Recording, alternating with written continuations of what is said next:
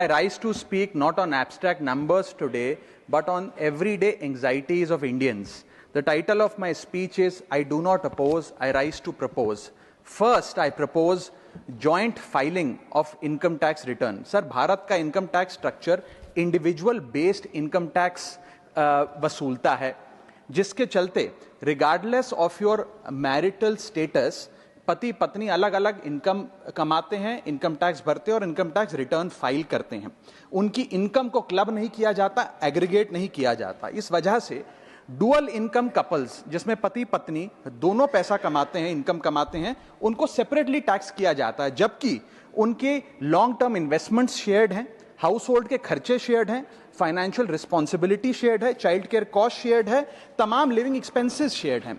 दुनिया के कई देशों में सर पति पत्नी को एक इकोनॉमिक यूनिट की तरह रिकॉग्नाइज किया गया और joint filing of income tax का प्रावधान दिया गया। लेकिन भारत में खर्चे स्पाउसेस शेयर करते हैं, लेकिन जब इनकम टैक्स भरने की बात आती है तो इनकम टैक्स डिपार्टमेंट दोनों को स्ट्रेंजर्स करार देता है। मैं आपको उदाहरण के माध्यम से समझाना चाहूंगा। सर समझिए कि दो परिवार हैं, एक ही शहर में रहते हैं, एक ही कंपनी में नौकरी करते हैं। एक परिवार है जो 20 लाख रुपए कमाता है साल का, दूसरा परिवार भी 20 लाख रुपए कमाता है। स्कूल की fees, rent, grocery, medical bill सब समान है, लेकिन इनकम टैक्स अलग अलग। जैसे कि एक पति पत्नी है, राहुल और ऋचा, दोनों काम करते हैं। राहुल साल का 10 लाख कमाता है, ऋचा भी साल का 10 लाख कमाती है। इनकी कुल इनकम 20 लाख रुपए।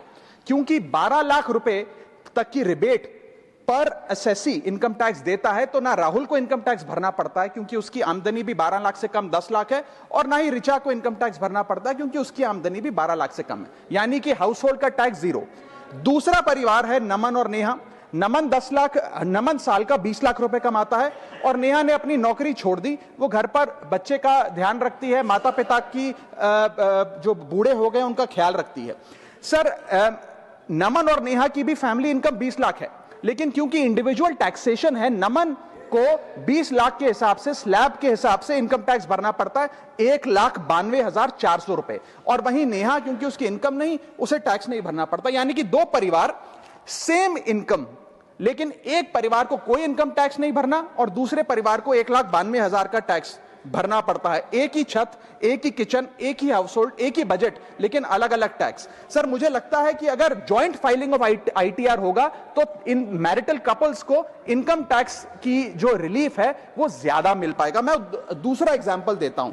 एक मैरिड कपल है सर, जो दोनों पति पत्नी आईटी प्रोफेशनल्स हैं, नौकरी करते हैं, एक ही घर में रहते हैं, शेयर्ड एक्सपेंसेस हैं। पति 18 लाख रुपए साल का कमाता है, पत्नी 6 लाख रुपए साल का कमाती है, यानी कि कुल इनकम दोनों की 18 जमा 6 24 lakh.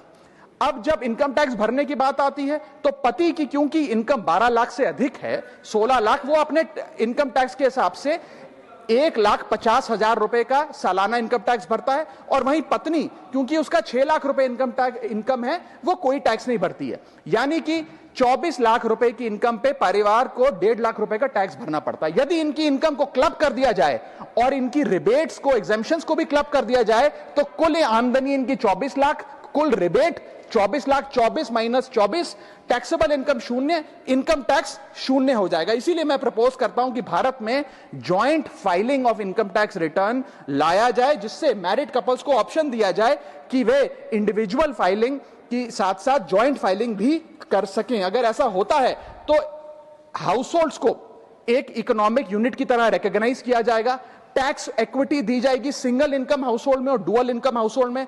Third, single income earner को अनयूज्ड एग्जेम्पशन अपने स्पाउस की यूज करने का मौका मिलेगा।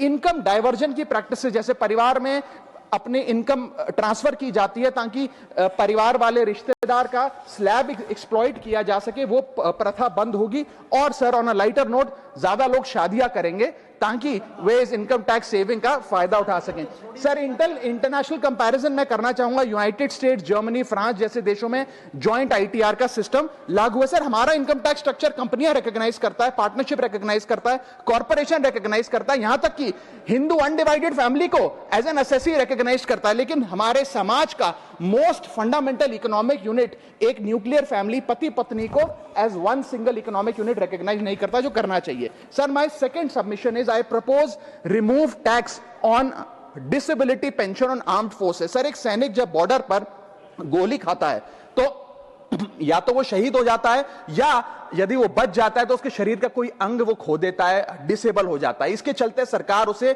डिसेबिलिटी पेंशन देती है। ये कोई एहसान नहीं है, ये इनाम नहीं है, ये मुआवजा है, क्योंकि उसने देश की रक्षा करते हुए अपना एक अंग खो दिया, अपनी एक चीज, अपनी जीवन, अब वो एक रिड्यूस्ड क्वालिटी ऑफ लाइफ जिएगा। लेकिन विडंबना है कि आज हम इस डिसेबिलिटी पेंशन पर भी इनकम टैक्स लगाने जा रहे हैं। इस यूनियन बजट 2026 में फाइनेंस मिनिस्टर ने tax exemption on disability pension को विड्रॉ किया है, और 1922 से डिसेबल पेंशन आर्म्ड फोर्सेस को जो दी जा रही थी उसमें कोई इनकम टैक्स नहीं था।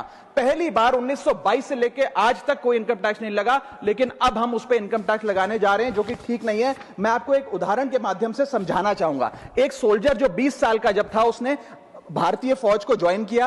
25 साल सर्विस करने के बाद एक्सट्रीम कंडीशंस में उसने दिवाली बंकर में मनाई, ईद बॉर्डर पे मनाई, क्रिसमस के दौरान पेट्रोलिंग करी, अपने बच्चों के बर्थडे, अपनी मैरिज एनिवर्सरी, सुख दुख के मौके सब मिस किए।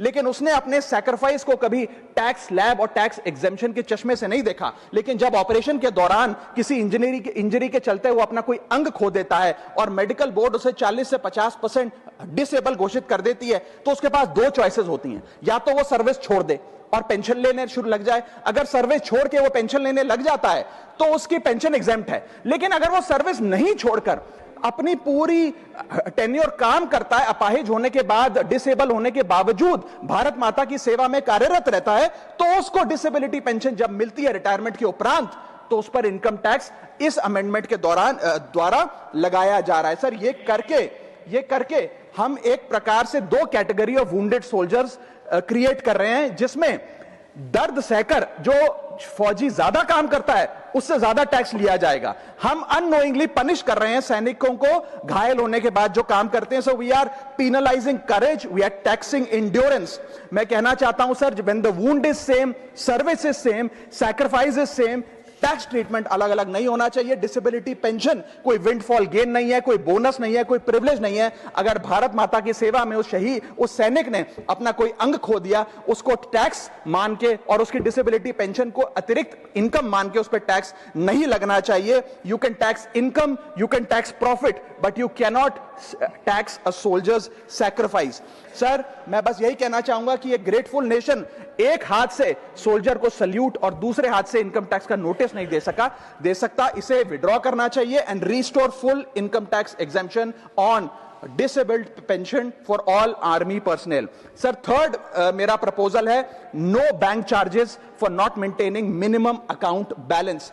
अभी सरकार ने कुछ ही दिन पहले लोकसभा में जवाब देते हुए बताया कि पिछले 3 वित्तीय वर्षों में, फाइनेंशियल ईयर 22-23, 23-24, 24-25 में कुल मिलाकर बैंकों ने 19,000 करोड़ रुपए, आपने ठीक सुना सर, 19,000 करोड़ रुपए minimum account balance penalty bank account holder से वसूली है। ये सबसे स्मॉलेस्ट अकाउंट है, सबसे पुअरेस्ट बैंक अकाउंट होल्डर्स हैं, और इनका क्राइम क्या था कि इनके अकाउंट में मिनिमम अकाउंट बैलेंस नहीं था। जहां पब्लिक सेक्टर बैंक्स ने इन 3 सालों में 8,000 करोड़ और प्राइवेट सेक्टर बैंक ने 11,000 करोड़ रुपए वसूल। मैं आपको एक उदाहरण देना चाहता हूं सर। फर्ज करिए एक मजदूर जो 500 रुपए की दिहाड़ी कमाता है रोज, वो कई हफ्ते महीने सेव कर 6,000 रुपए इकट्ठा करता है, बैंक में खाता खोलता है बड़ी हिम्मत करके और 6,000 रुपए जमा करता है।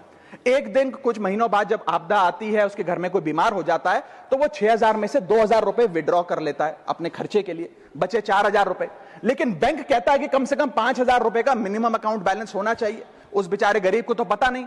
जब वो 6 महीने बाद अपने ये 4,000 रुपए भी बैंक से लेने जाता है, तो पता लगता है कि 100 रुपए प्रति महीना के हिसाब से पिछले 6 महीने में बैंक ने 600 रुपए काट लिया। अब उसे बैंक 4,000 नहीं, मात्र 3,400 रुपए देकर चलता करता है। सर, अब आप सोचिए उस गरीब के लिए 600 रुपए की अहमियत। और बैंकों की हालत यह है कि कई बार तो ये चार्ज लगा लगाकर आपका बैलेंस नेगेटिव में पहुंचा देते हैं। इतना तो आपने जमा नहीं कराया जितना वो आपसे वसूल लेते हैं। Sir, poor persons balance falls below the minimum level, the bank should not treat this as a crime। मैं समाप्त कर रहा हूं sir. Bank account are meant to give financial security. ये हमें फाइनेंशियल सिक्योरिटी की जगह आज फाइनेंशियल स्ट्रेस देते जा रहे हैं, और एक बैंकिंग सिस्टम को हमने ऐसी व्यवस्था में तब्दील कर दिया है जिसमें पॉवर्टी को पनिश किया जाता है। मैं समाप्त कर रहा हूं, आधे मिनट में खत्म कर दूंगा sir. Sir if we want 16 minute, हाँ मैं समाप्त कर रहा हूं। इफ वी वांट पार्टी में से कटेगा, हाँ मैं खत्म कर रहा हूं, कोई नहीं, 1 मिनट फालतू ले लूंगा sir. If we want more people to be a part of the banking system for financial inclusion, हमें स्मॉल सेविंग्स को प्रोटेक्ट करना होगा, ना कि पीनलाइज करना। आज देश में अर्बन बैंकों में, अर्बन ब्रांचेस में 5 से 10 हजार रुपए मिनिमम अकाउंट बैलेंस रखना पड़ता है, सेमी अर्बन में 3 से 4 हजार रुपए, और रूरल ब्रांचेस में 1 से 3 हजार रुपए रखना पड़ता है, जिसके चलते बैंक 50 से 600 रुपए के बीच में पर मंथ चार्ज लगाते हैं। उस चार्ज पर भी 18% जीएसटी वसूलते हैं। अंत में मैं बस इतना ही कहना चाहूंगा सर कि आज बैंक गरीब आदमी को पीनलाइज कर ज्यादा मुनाफा और रेवेन्यू कमा रहे हैं, ना कि और किसी सर्विस से, जिसके चलते आज गरीब आदमी और गरीब हो रहा है। मैं अंत में बस सरकार को कहूंगा कि ये मिनिमम अकाउंट बैलेंस की पेनल्टी को वेव ऑफ करिए। हम किसानों के लोन जैसे माफ करते हैं, वैसे बैंक चार्जेस एमएबी के समाप्त किए जाएं इस देश में, और गरीब को फाइनेंशियली इंक्लूड किया जाए।